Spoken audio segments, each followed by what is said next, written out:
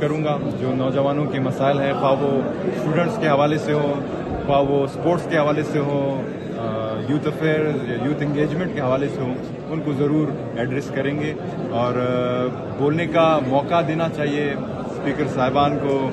और नौजवानों की जो आवाज़ है उनको दबाना नहीं चाहिए, क्योंकि नौजवान ही मेरे ख्याल से अगर अभी से ही ट्रेन होते हैं, उनको पॉलिटिकल अवेयरनेस मिलती है, तो मैं समझता हूँ कि हमारा जो कौम की जो मुस्तकबिल है वो इंशाल्लाह ब्राइट रहेगा। जमाल, ये बताइए आप क्या समझते हैं कि कौन से ऐसे यूथ के मसाइल हैं जिनको ईवान में डिस्कस होने की उनको ज़रूरत है? सबसे पहला जो मैं समझता हूँ कि यूथ को इंगेज हम कैसे करते हैं। हमारे कई लोग ऐसे हैं, खासकर मेरे सूबे में बलूचिस्तान में, कि उनके पास डिग्री भी है।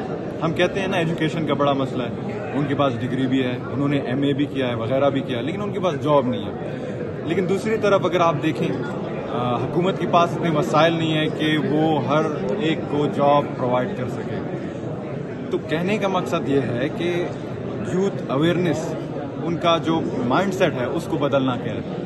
अगर वो चाहते हैं कि गवर्नमेंट जॉब हो तो हम पूरा नहीं कर सकते, लेकिन हम ये कर सकते हैं, उनको ये अवेयर करें कि गवर्नमेंट जॉब के मुकाबले में एंटरप्रेन्योरशिप हो सकता है। हम आपको स्टूडेंट लोन दे सकते हैं, हम आपको फिलाना लोन दे सकते हैं, आप अपना बिजनेस स्टार्ट करें, ताकि आप गवर्नमेंट के ऊपर भी बोझ ना हो, आपको नई एक्सपीरियंसेस भी मिले, आप इंगेज भी हों। क्योंकि हमारे तरफ जो लोग, खासकर नौजवान, इंगेज नहीं होते, या तो वो मंशियात की तरफ जाते हैं, या तो मजबूर हो के बंदूक पकड़ के पहाड़ों की तरफ रुख करते हैं। तो इस चीज़ को इंगेज करना मेरे ख्याल से सबसे लाजमी बात है। सर, बलूचिस्तान के जो इलाकाई तहफ़्फ़ुज़ात हैं वो आप कैसे दूर करेंगे? बलूचिस्तान के जो इलाकाई तहफ़्फ़ुज़ात, देखिए बलूचिस्तान में बहुत सारे मसाइल हैं, एक मसाइल नहीं है।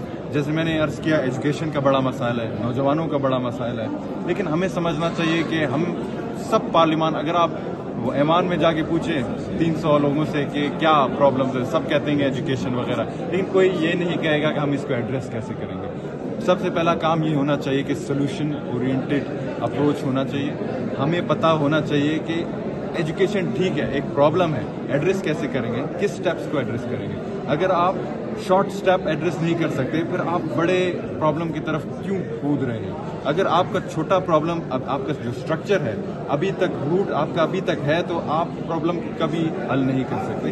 तो गुजारिश ये है कि आप रूट को हल करके, ताकि आपके जो आहिस्ता आहिस्ता दूसरे प्रॉब्लम है उनको हल किया जाए। पहली दफ़ा आप नेशनल असेंबली में आए हैं, आपने यहाँ का माहौल देखा, आप मायूस हुए हैं या आपकी कोई भूख बंदी है? जब मैं बचपन में बहुत ख्वाहिश था कि नेशनल असेंबली में आके बैठूं, और उस टाइम का शायद सियासत अलग था, लेकिन आज का सियासत अलग है और मायूसी भी हो रही है, क्योंकि हम जो रोल मॉडल अपने नौजवानों के लिए होना चाहिए वो हम नहीं हो रहे। उसके अलावा जो सियासत हम आजकल कर रहे हैं, जैसे मैं अंग्रेज कहता है conflict is a normal phenomena but we must avoid at all cost this violence. इसका मतलब ये है कि बिल्कुल तनकीद करें, इख्तलाफात रखें, लेकिन वायलेंस से आप गुरेज करें। हम नफरत बढ़ा रहे हैं, तो हमें चाहिए कि थोड़ा रिलैक्स करके पॉलिटिकल मैच्योरिटी दिखाएं, नौजवानों के लिए रोल मॉडल हो, ताकि हमारे नौजवानों की भी